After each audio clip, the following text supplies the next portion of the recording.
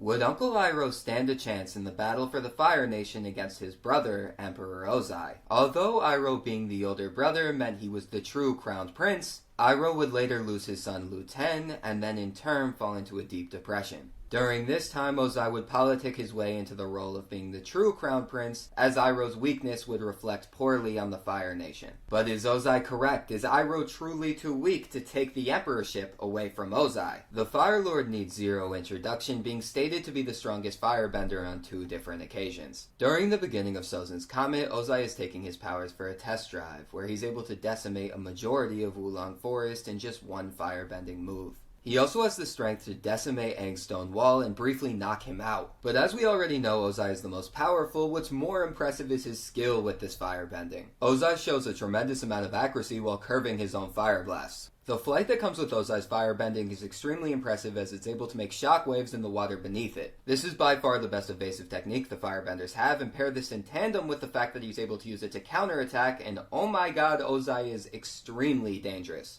But is it too dangerous for the Dragon of the West? When talking about Iroh, a lot of people ignore the fact that he has the best firebending feat in the series. Destroying the wall of Ba Sing Se is by far the most impressive usage of power we've seen in the ATLA series from a firebender.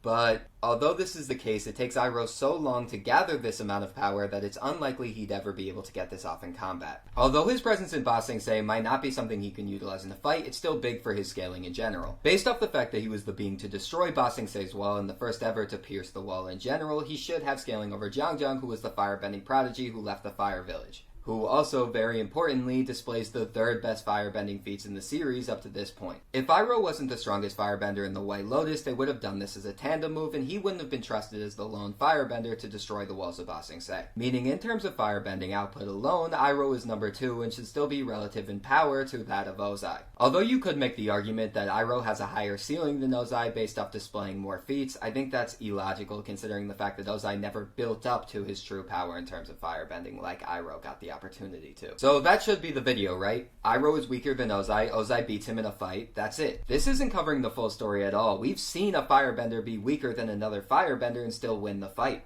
Are we forgetting about the way that Zuko was able to defeat Azula? Not only is there a plethora of statements directly telling you the fact that Azula is stronger than Zuko, and even the narrative of her blue flames, and the fact in their duel that Zuko is the only one losing footing from an exchange of power.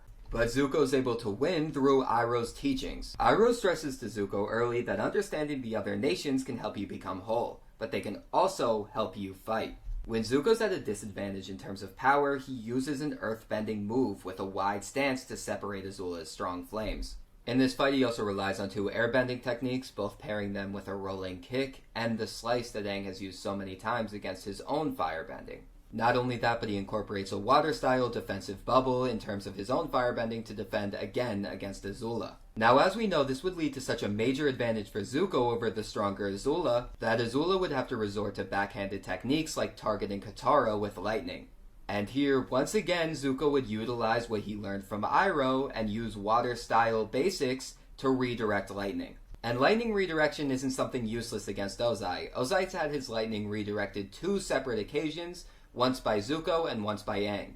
In the first occasion, Zuko missed with the lightning bending, hitting below Ozai, and in the second, Aang chose not to take out Ozai with his own lightning.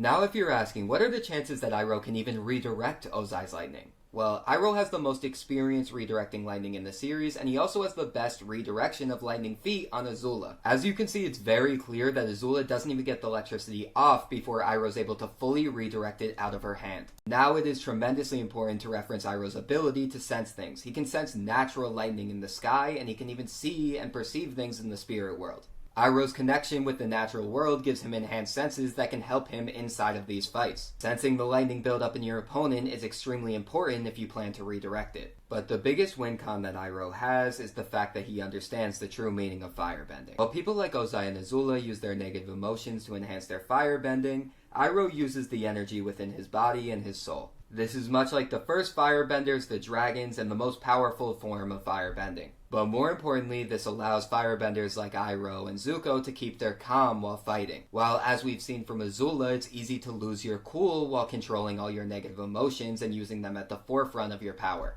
which means Ozai is much more likely to lose his cool in a fight against his brother who's trying to reclaim his heir to the throne. Where a character like Iroh was able to keep his cool while going back into Ba Sing Se, even though that's where his son was assassinated. The main argument people use when they're saying that Ozai would defeat Iroh is the fact that Iroh isn't sure if he could even defeat Ozai. To state what should be obvious, not knowing if you can defeat someone doesn't mean you can't, and it doesn't mean the other person is sure they could. But what's far more important is the context in which Iroh is talking about.